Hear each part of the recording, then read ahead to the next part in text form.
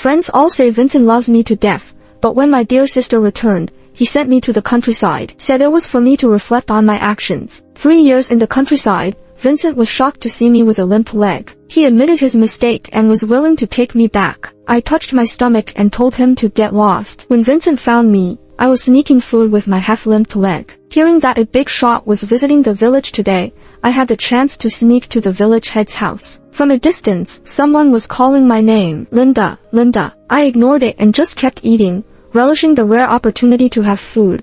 Only a fool would give it up. After filling my stomach, the hunger pains eased immediately. Even if I was full, I couldn't help but stuff more food into my mouth, bite after bite. Who would have thought that the smith's daughter, who used to be carefree and pampered, was now living like a beggar, struggling to survive. All of this is thanks to my fiancé and his secretary. Poor parents who always doted on me also believed those lies. Sent me here for 3 years without looking back. Do they even know? It's remote here. Many women are kidnapped and brought here. Women have no dignity here, facing verbal abuse and physical violence every day. Suddenly, someone forcefully pulled me away, shaking me, dragging me. I instinctively lowered my head, trembling. I'm sorry, I didn't mean to. I was just too hungry. I'm sorry. The person seemed incredulous. Linda, what are you doing? I'm Vincent. Vincent. That sounded familiar. Was it not my fiancé? My mind was a bit numb. I raised my eyes and looked at the handsome man in front of me. Yes, it was Vincent, my former fiancé, the one who personally sent me here. Another culprit behind him couldn't stop gagging,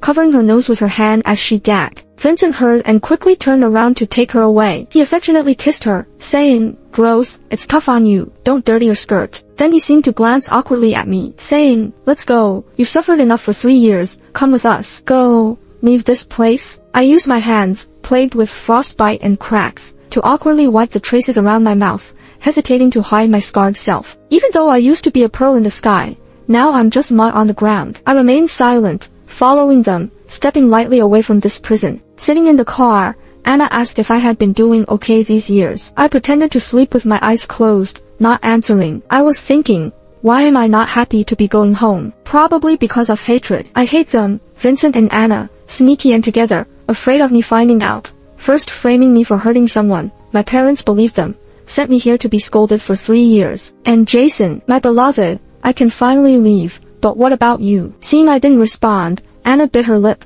Linda, I just care about you, me. Vincent was protective of Anna. Seeing her upset, he grabbed my arm and pulled me up forcefully, almost making me fall. I instinctively protected my belly. Anna asked you a question. After living in the countryside for so long, have you forgotten everything? Do you think everyone still has to pamper you like 3 years ago? Huh? He stared at my legs, full of inexplicable resentment and anger, seeming displeased with my weakness. I held my belly, wincing in pain, whispering, I hurt, I'm fine. Vincent wanted to say more, but Anna stopped him. It's enough, Vic. Linda just got back. Even if she made a mistake, it's in the past. Calm down. Vincent discreetly glanced at my covered belly, then hugged Anna, chatting with her all the way home. The atmosphere was sweet, and I couldn't stop looking at the back of their heads, wondering what would happen if they knew that the woman they brought back was full of hatred, ready to tear them apart. It wouldn't happen. I told myself, they won't find out. I'll lie in wait and strike when the time is right. It seemed like Vincent only just noticed my disheveled appearance. He looked a bit flustered at my leg. What happened to your leg? Huh? Are you talking to me? I smirked. Got hit. Got broken. That's all. Vincent's jaw tightened.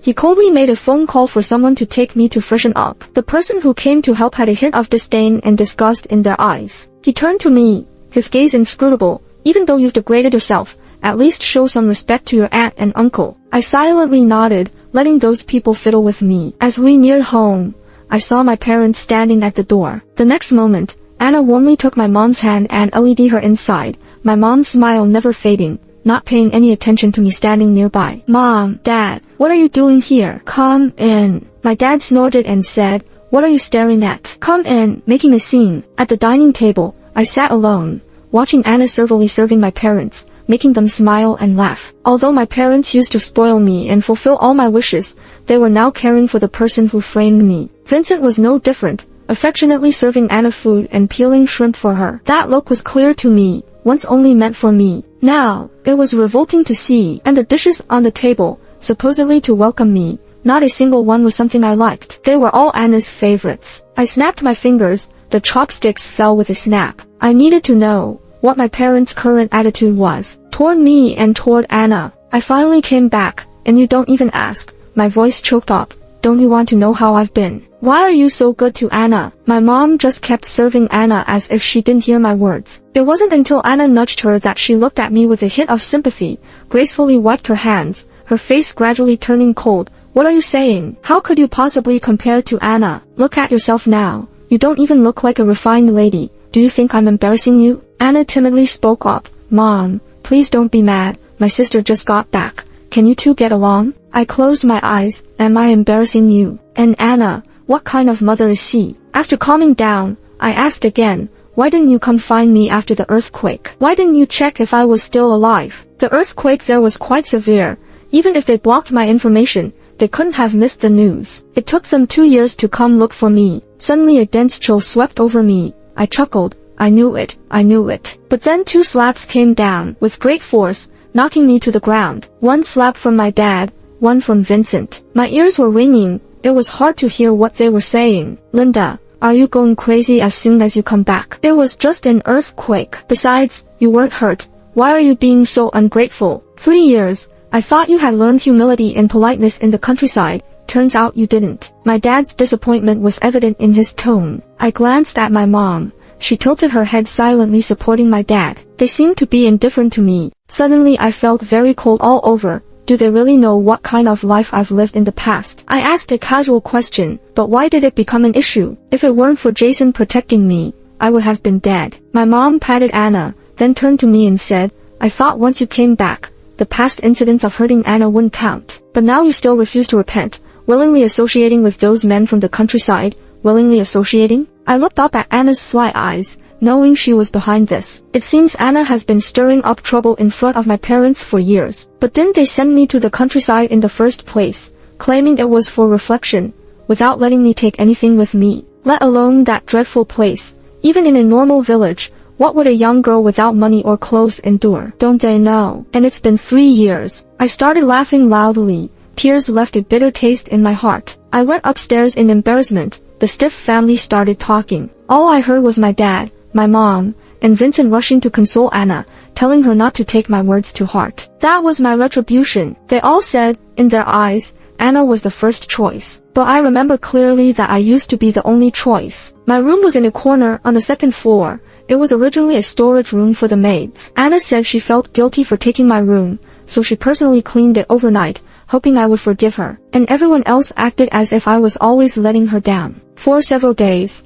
I was locked in a small room. My mom said I hadn't suffered enough, and didn't allow anyone to bring me food. I was so hungry my head was spinning, and the scars on my body tortured me so much that I couldn't sleep, whimpering in pain. But the next moment, a cold sensation touched my forehead. I opened my eyes in a daze to see a woman with tears in her eyes. Miss, good girl, Lily is applying ointment for you. Once it's done, it won't hurt anymore. Lily quickly and gently touched the medicine on my wounds, tears streaming down her face. She felt sorry for me, wondering how I had endured so much pain. Even Lily felt sorry looking at me. The master and the lady are really something. Yes, even though Vincent tried to hide the scars on my body, my neck, my hands, and the way I walked couldn't be hidden from those who cared about me. I smiled to comfort her. It's all right, Lily. Look, I'm back, and I still have all my limbs. Her lips moved a few more times, her eyes filled with unstoppable sadness. Okay, Lily, please go now. Don't let anyone find you. Lily's kindness was genuine, but I couldn't accept it. It was harming her. But I didn't expect that. In the end,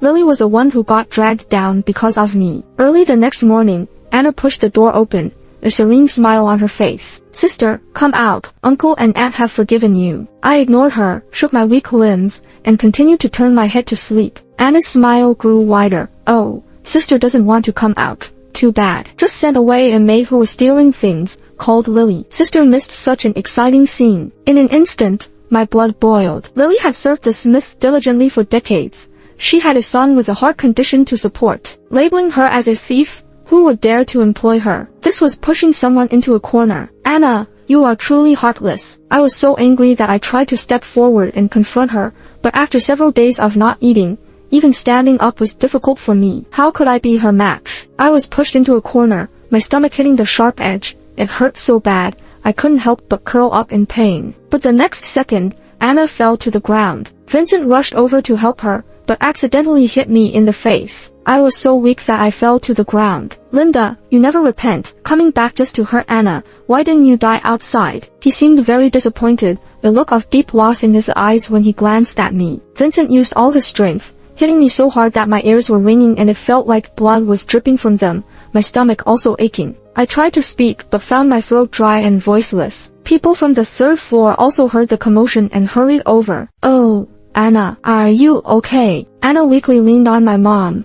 I'm fine, Mom. I just wanted to check on my sister. I didn't expect. My mom held Anna, looking at her with a touch of pity. Are you hurt? Quick, get the driver to take her to the hospital. After watching Vincent carry Anna to the hospital, my mom turned her head to look fiercely at me. I was weak from the beating, still leaning awkwardly against the wall. She stared at my hand holding onto my stomach and the faint redness underneath. Is it? She stood there, looking at me from a distance, with a hint of disdain and relief, as if I were a stranger. She left with a parting remark before hurriedly going to check on Anna. You can leave. I'll just pretend I don't have a daughter like you. Anna will be my only daughter from now on. She will be called Anna, and will inherit our family. I lay on the ground like mud, feeling the blood flow out from underneath me, truly feeling desolate. My mom has always been elegant, even when she didn't want me. She said it lightly. But I'm in so much pain now. Who will come and save me? When I woke up again, I smelled the scent of disinfectant near my nose. I stared at the bright white ceiling, and as I regained some strength,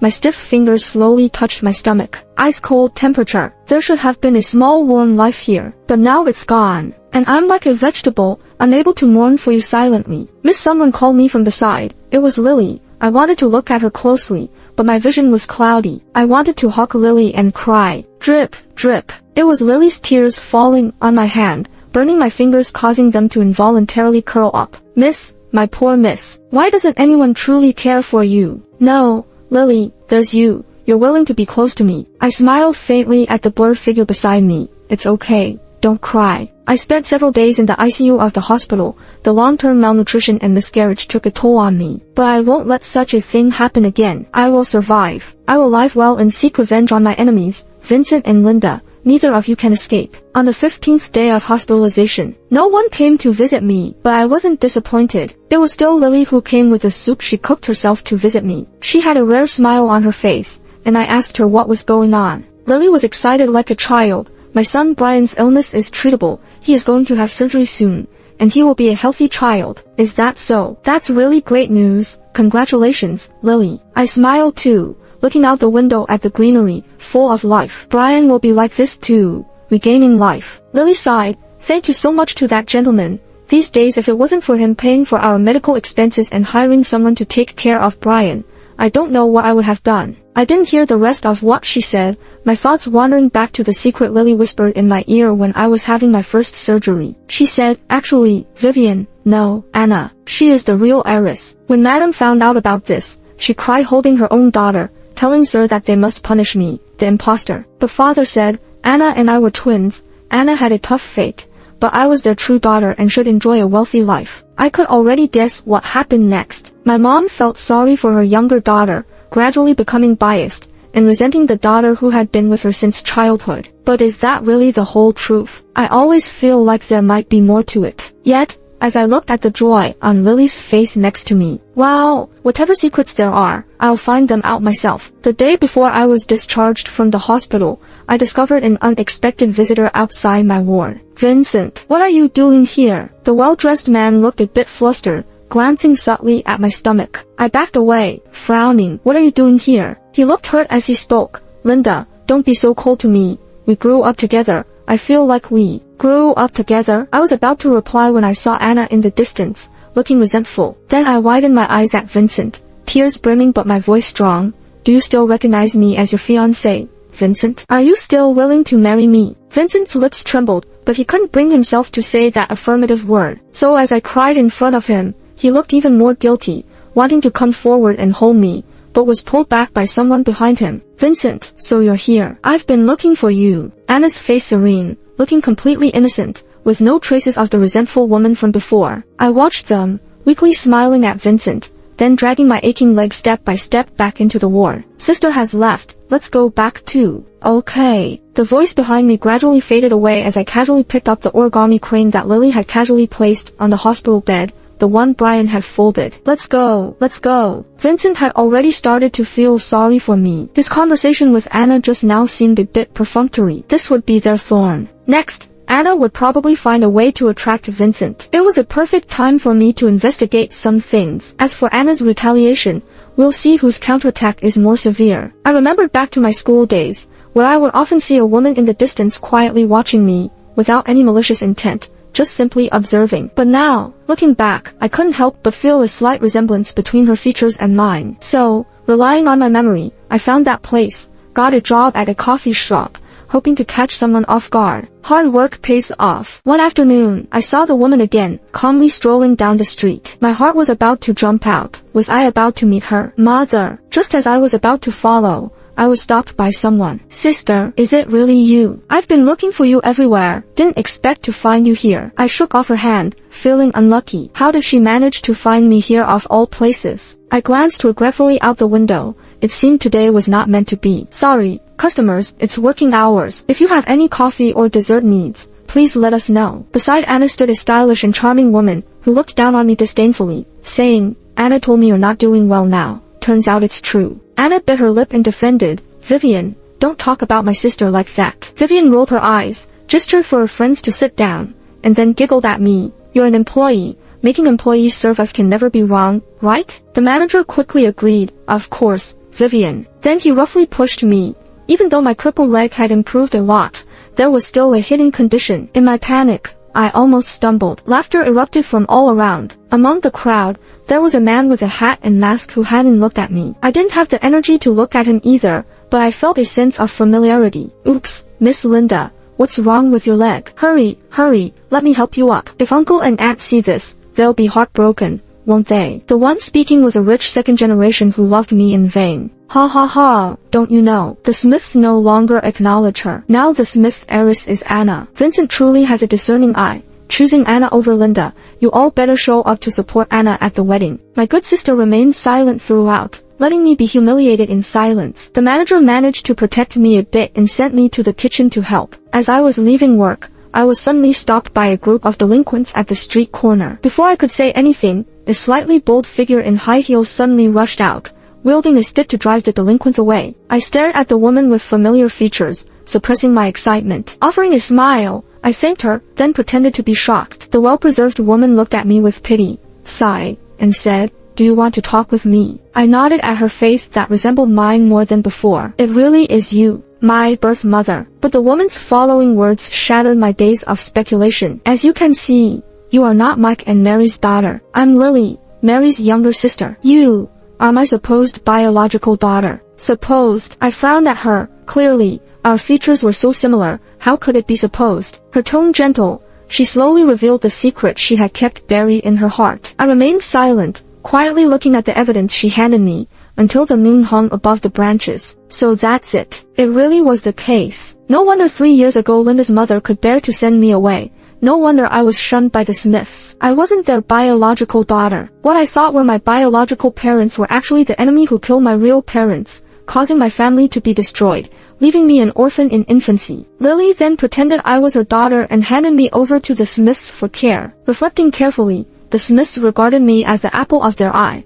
but this was essentially stealing from my real parents. Looking at the expectations written by my biological parents, I felt the warmth of family that I had long missed. After a long pause, I softly said, if it's really like this, I won't let them off. As for Vincent and Anna, old and new grievances combined, everything they owe me, I will take back. Lily sighed, although you still have some connections at Mike's, he will soon expose Anna's identity to the public, making things harder for you. I shook my head, knowing that taking down the Smiths would not be easy, even with all the evidence Lily provided. I was dozing off when Anna brought me a pillow. Little sister, you've just had an abortion. Don't push yourself too hard. Even though Mom doesn't want you, I'll help you. I looked at the woman in front of me speechlessly until the conversation around us started. I grinned. All right, so how do you plan on helping me? Anna's face fell when she mentioned the money Vincent gave me without my knowledge and asked if I could give it to her now. I responded, who would give back what they have received? And as for Vincent,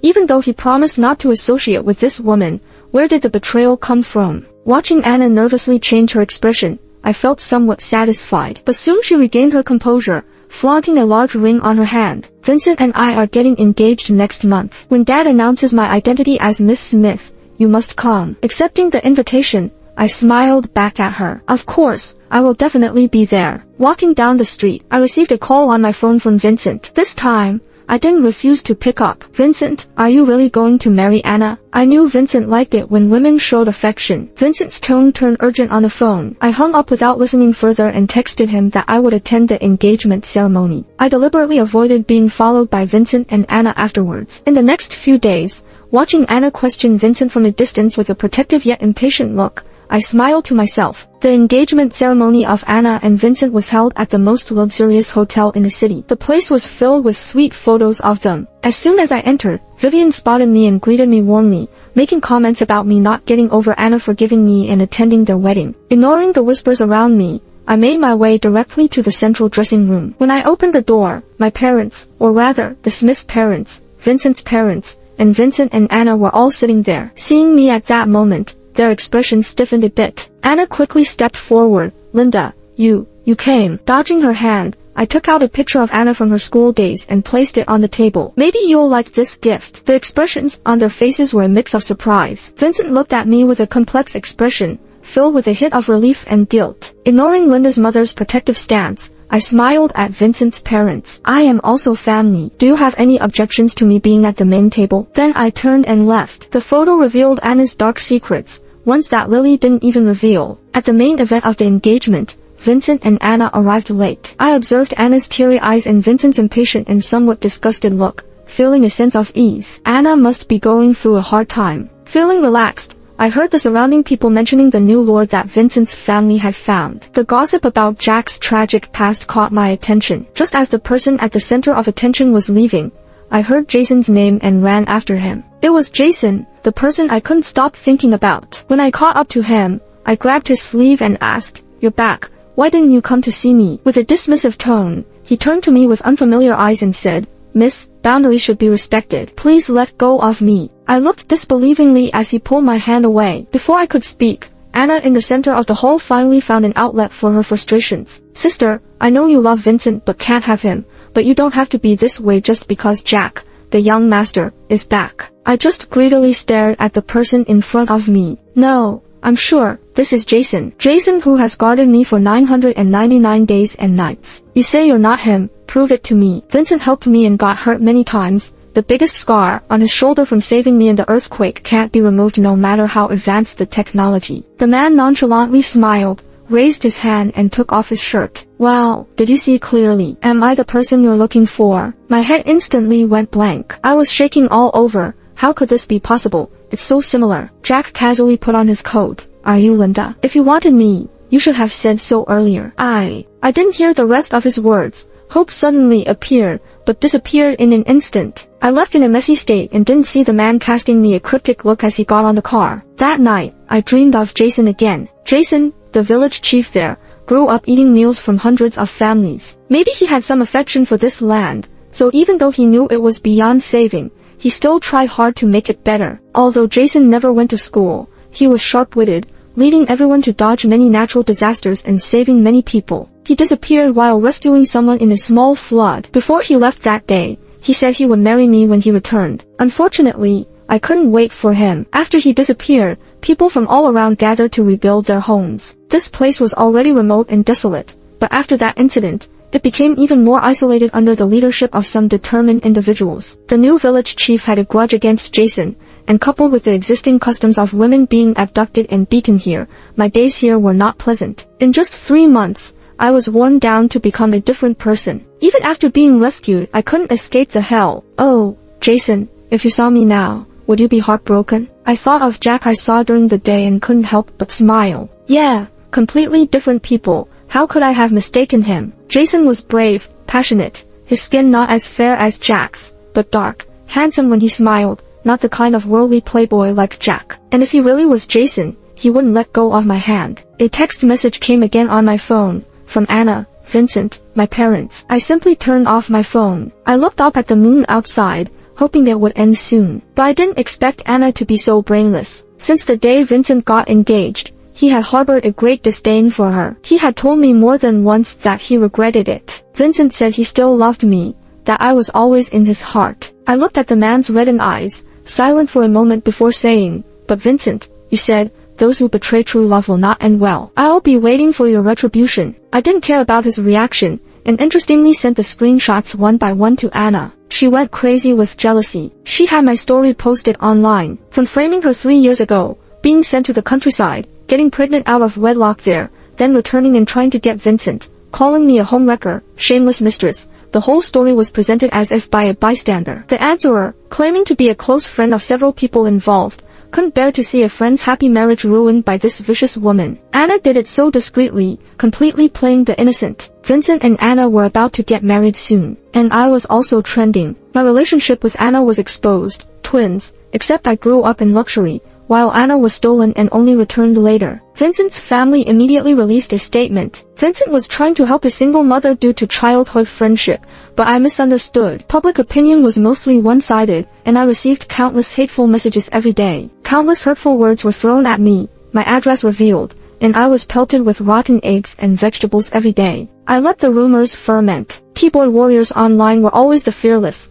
consequence-free justice warriors, and I awaited their retaliation once they found out they were being used. But I didn't expect that in less than 2 days, there would be no more posts insulting me online. It seemed as if that experience was just a dream. I couldn't figure out who was helping me. But Anna's wedding was coming soon, and no matter what, the truth would come to light. Just as I was about to send the videos as evidence to the police, a message from an old friend popped up on my phone. "Linda, I found out the 2 previous public opinions were influenced by Vincent's family. Now Vincent's family, along with my parents, consider me a thorn in their side. How could it be?" A long-awaited suspicion rushed into my mind. I opened the chat box with trembling hands. It was still Jack's contact information that I added reluctantly that day. Staring at the blank chat screen, I typed a few words with shaking hands. "Why did you help me?" The person on the other side replied quickly, not trying to hide anything. "Just couldn't stand by and watch." I smiled. "Jason, even if you disguise yourself well, I know you too well. I know all your habits, including the punctuation you unconsciously use in chatting." Feeling a bit lighter in my heart, I let out a long breath. I didn't know why he didn't recognize me now, but I knew the day of recognition was not far away, because Anna's wedding was about to start. Soon it was the day of the wedding of the 2. During the thank you speech, Anna walked towards me in a grand white wedding dress, like a triumphant princess. "Sister, thank you for letting me go and Vincent, although I will take good care of Mom and Dad in the future, and you should protect yourself too." I couldn't help but feel guilty about how I had bullied her. As expected, the surrounding reporters whispered to each other, and some even eagerly approached with microphone in hand, trying to pass it to me with excitement. At this ceremony, many uninvited media came just to be the first to report on the union of the 2 wealthy families. Of course, more attention was drawn to the scandal of me and Anna fighting over one man. Both families' stock prices had soared recently. I straightened my clothes, calmly took the microphone, and said, "Don't need to be polite. Vincent is a man I don't want. After all, one is a mistress who climbed her way up, and the other once had an affair with his secretary behind his fiancé's back. I'm just trying not to let you deceive everyone and make a fool of them." Suddenly, on the screen behind the ceremony, videos from 3 years ago of Anna framing me and other unflattering incidents from her high school days were played. "Anna, please don't blame me." Anna's face turned pale. After finally getting both families and Vincent under control, I publicly exposed her. This wedding was doomed to fail. As for Mom and Dad, I took a deep breath. "Since you have inherited the Smiths' fortune, and I am a person who has been ousted, I have no right to show off in front of both chairmen. I wish the 2 of them long-lasting happiness and never parting." This statement caused a commotion throughout the venue. Everyone was not fools. The Smiths' heiress had been missing for 3 years. When she returned, she lost her inheritance status and even her fiancé was stolen. Who wouldn't feel sorry for her? Moreover, with the recent gossip and rumors, wasn't it just a perfect setup? Anna's mother's eyes turned red with anger, wanting to come forward but was stopped by Anna's father. Vincent called the bodyguards, but for some reason, they didn't step forward. "You're talking nonsense, you vile woman." Anna was about to rush towards me in anger but was held back by Vincent. "Anna, you, a woman pregnant before marriage, how dare you talk to Linda like this?" Vincent looked guilty, clenched his fists tighter and tighter. "Linda, I'm sorry, it's my fault." After hearing this, Anna went completely crazy. She shouted that she would tear my face apart but was stopped by Vincent. She looked at Vincent in disbelief, her face changing from red to white, and in a moment, she managed to control her anger. "Sister, even if you resent me, even if it's unrequited love for Vincent, you can't treat me like this." Before she could finish speaking, Anna fainted on the ground. The scene inside the venue was chaotic. I shook my head in regret, realizing that I couldn't resolve things directly today. I took advantage of the chaos and left, without noticing that someone was quietly covering up for me. The union of the two wealthy families was already attracting attention. The evil attendants of the former Smith's heiress shifted the attention back onto Anna. Linda was pregnant before marriage. Linda was jealous of Anna, malicious competition causing harm.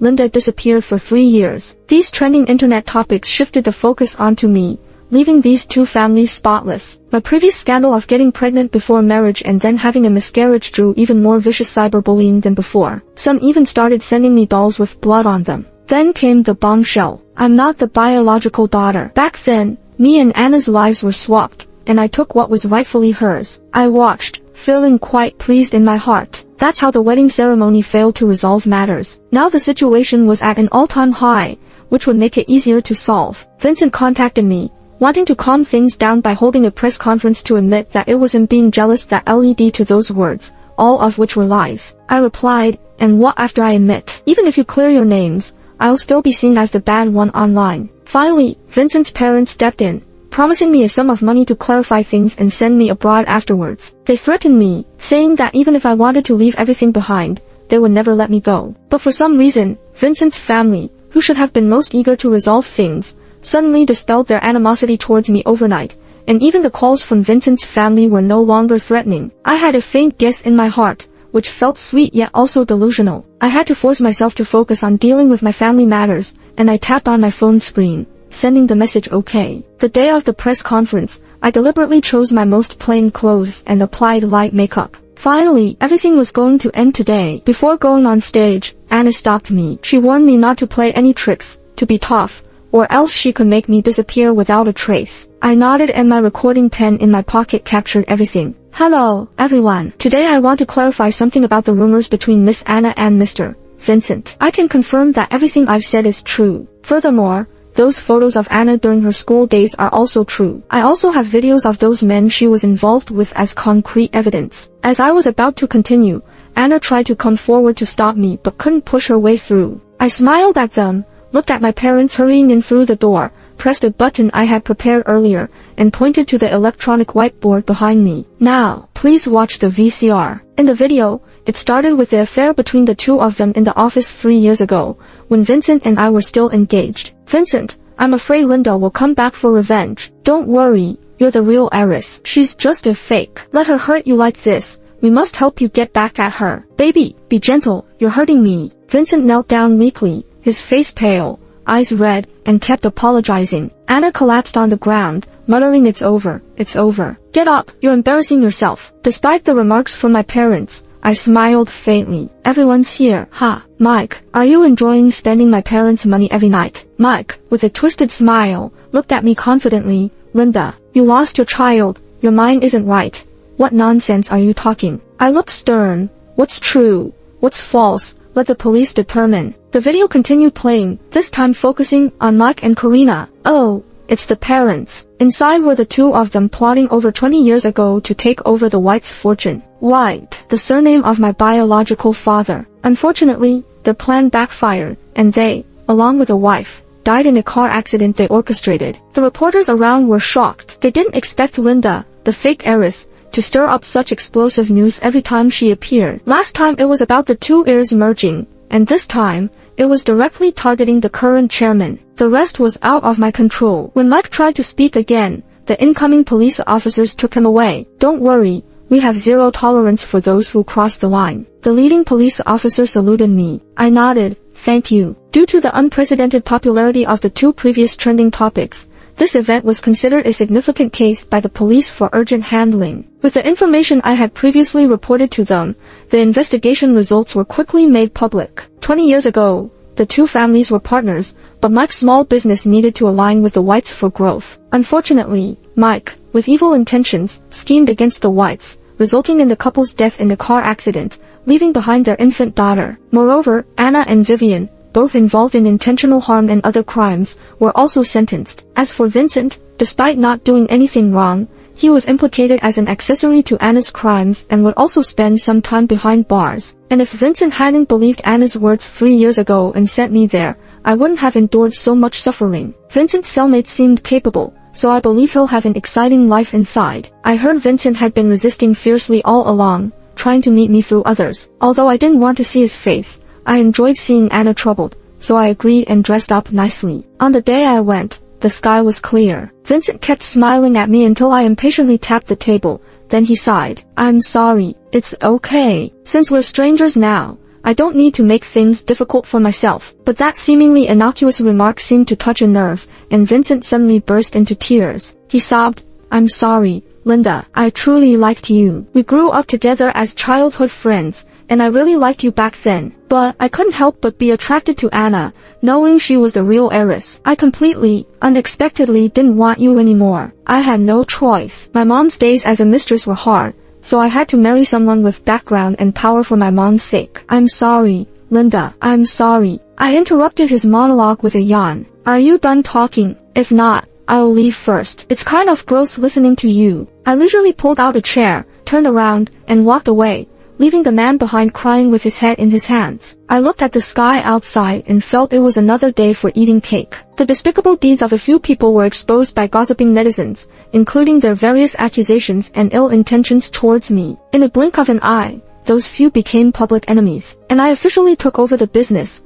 renaming the company after my biological parents as White and changing my name to Linda White. At the same time, with Vincent's imprisonment, the heir became Jack. Jack, with an iron fist, first sidelined his father's power and became the indisputable leader of the Whites, and then drove the mistress to death, sending Jack's wife to a mental hospital for recuperation. At the board meeting held at Jack's house, I sat in the corner watching the most dazzling man in the center of the crowd. Then, to the astonishment of all, he walked towards me, extending his hand and smiling. "Miss, may I have this dance?" he asked. I smiled back, of course. As we moved to the music, I watched with interest the fair-skinned Jack in front of me. "Should I call you Jack or Jason? Either is fine." As expected, but I couldn't help blushing. Finally admitted, "Ha." And then everything fell into place. Following the Linda Jack incident between the Smiths and Jack's family, lasting no more than a month, Jason and I announced our engagement. Instantly, conspiracy theories flooded the internet, and each time I opened the comments, I was amused by the wild imaginations of netizens. Just then, Jason came and hugged me. He too was smiling, a warm smile that I was familiar with. "Would you like to come meet my mom with me?" he asked. I smiled and pinched his cheek, just like I had done countless times over the 3 years. "Delighted," I said. After becoming the chairman of the Smiths Group, Mike married his girlfriend, Karina. But he didn't love Karina, he loved Karina's sister, Lily. However, Lily had no say in Karina's house, so he had to accept Karina, who could benefit him. When Karina gave birth to a daughter, Lily suddenly appeared and handed him a baby girl, claiming it was hers and begging him to take care of the child. Then, Lily left with those words. Mike, torn between joy and grief, pleased that he had a child with his beloved woman yet sorrowful knowing they could not be together. Later, Mike falsely claimed that the baby Lily brought was Karina's, their only daughter, and promised to take care of them both. He had someone take Karina's real daughter away, ensuring she would be well cared for. Mike and Lily's daughter would be the only heiress in his family. But was she really Lily's daughter? Lily's actual daughter had died prematurely due to lack of nutrition in the womb. The baby Lily brought was the daughter of the Whites. She despised her boyfriend and her own sister for what they did, and she let them raise an enemy's child. The day the truth came to light, Mike and Karina's anguish would be no less than hers. To ensure Linda was not discovered as she grew up, she underwent surgery to resemble White's wife, Linda's biological mother. A little adjustment every now and then, and over time, those around her assumed she looked that way naturally. This was the only thing she could do for Linda. But Anna had appeared early, and Mike began to doubt Linda's identity. Even Karina suspected she had given birth to twins and lost one, blaming Linda for taking away her daughter's prestige. So, they decided to leave Linda far away, not to disturb them. Had Anna really lived such a poor life before? After all, she was Mike's biological daughter, and Karina secretly provided her with financial assistance. Thus, she grew up carefree, much like her biological mother Karina. She bullied others in school, had multiple boyfriends, but acted innocent in front of Vincent. Unaware of her true heiress status, she cunningly took everything from Linda. In the end, She realized what was rightfully hers, but now Linda had to endure in that disgusting place for life, repenting. If it hadn't been for Jason, I may have stayed there for the rest of my life as they had hoped, tortured to an early death. But luckily, I met Jason. The Jason who had been abandoned by his scumbag father and stepmother. He had protected me steadfastly for 3 years, and though our life was not affluent, it was happy. Only a natural disaster separated us for 3 months. During those months, he regained his memory, tried to protect me, and sought revenge. It was really hard to endure, but we made it through. After Jack's family and the Whites had returned to normal, our baby also returned. I firmly believe that the baby I lost came back to us because he couldn't bear to be without his parents. Under Jason's care, his future would be bright. The baby was entirely under Jason's care from the moment he was born. Jason even insisted on massaging my injured leg every day. After several surgeries, my damaged leg was almost indistinguishable from a normal one. Sometimes, Jason would tear up when he saw the scars on my leg, but I would just smile. The scars on my leg also connected me with Jason. In my second year there, the place was hit by an earthquake. Not very severe, but unfortunately, I was trapped under the rubble. After what felt like an eternity, just when I thought I was going to die, Jason dug me out with his hands, saving me. I remember seeing Jason's face red from tears when he pulled me out. I told myself, he's the one. Eventually, my leg was left half limp, swaying as I walked. I asked him if he found me repulsive. Jason would carefully roll up my pants leg, gently apply ointment, and leave a tender kiss on it. With a bright smile, he would ask, repulsive? Why would I? Now you can just rely on me, and we can go out, making all those singles envious. And in the end, it was Jason, not Jack, who knelt down on one knee to propose to me. Will you marry me? He asked. I will. Two people who had endured so much found their belonging in each other. They were each other's redemption.